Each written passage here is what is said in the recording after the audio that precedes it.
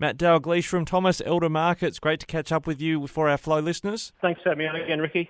No worries. Now, look, first of all, serious issue, human loss of life tragedy in northern New South Wales and southern Queensland, but there's also a livestock impact from these natural disasters as well. Yeah, that's right. Look, the immediate impact's actually been in the processing sector. There's been some processors in southern Queensland and northern New South Wales and those regions that have been impacted, not so much by direct flooding, but just supply chain, getting animals to site or even getting workers there because they've been stranded because of, or delayed because of road closures and the like, and safety issues, and having to be at home to look out for, what's going on in their immediate region. So a couple of processes shut down.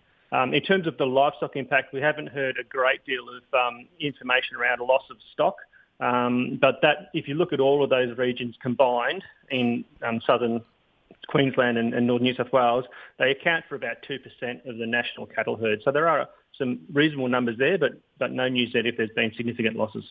Yeah, okay, so we're looking at, I think, the high number of cattle in the flooded regions. I think you sent me a graph here. It's on NSW Markets' website about a lot of them in the Tweed region in particular. Yeah, that's right. The Richmond Tweed, which is just on that northern border of New South Wales, the very top northeastern corner of New South Wales, holds about 160,000 head of cattle in that region, and it's been quite impacted there. So that's effectively that Lismore region.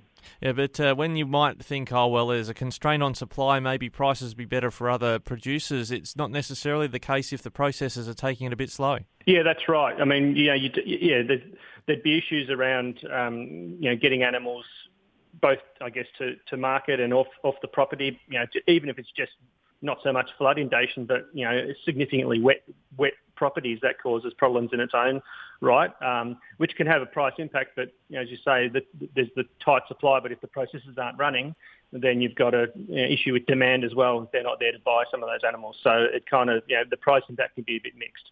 Yeah, and what about the results? I think you might have mentioned on social media there'd been maybe some media coverage had missed amidst all the Ukraine concerns about the outcomes for grain-fed finished cattle. Yeah, that's right. We saw, I guess, that growth of the grain-fed market. There was the grain-fed survey from Australian Lot Feeders Association for the end of the December quarter came out in the midst of all the turmoil in Ukraine, and that showed growth in that sector. We're looking at for that final quarter, actually, the number of grain finished cattle went over 50% for just that final quarter. So it pushed the proportion of grain finished cattle for the year in 2021 up to 46% or thereabouts, which is the highest we've seen it on record.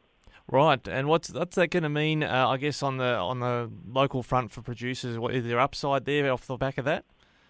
Oh, look, I think it's a dynamic of what's been going on for the last 2 decades, that producers are wanting to have a bit more security on that supply chain. We've got fairly key markets into Northern Asia and particularly into Japan that require that grain-fed product. So, and we've seen the same type of progression in the US. They're much more heavily grain-fed focused in terms of their finishing, so that's the way the industry is heading towards. One, for the supply side, just to have more control over your production processes, but also there's that growing demand for that particular type of grain-fed product into some key markets. So there's two kind of strong economic factors, both pushing in that direction to increase the level of grain-fed production. Yeah, just lastly on that one, I know the federal government's just thrown some money into this, which we've had a discussion or two in the past about methane emissions from cows, feeding them seaweed. You talk about grain-fed. Could there be growing demand for cattle that have been raised on seaweed instead to reduce their methane emissions? Yeah, that's right. Look, the proportion of the seaweed that goes into the additive is fairly small, and it gets a massive impact. So I think it's only a handful of percent into their feed of the seaweed product, and it's quite an effective impact on their emissions. I believe the trials that MLA have been funding, with regard to government kind of support, has shown that it's greater than 90% reduction in methane coming out of those cattle that have been given that seaweed additive. Sounds like I might need to eat some more sushi, Matt. I think my partner would be happy for me to have less methane emissions as well, I think, Rikki. Oh, let's leave it on that note. Matt Dalgleish, NSW Markets, thanks for joining us today. No worries, mate.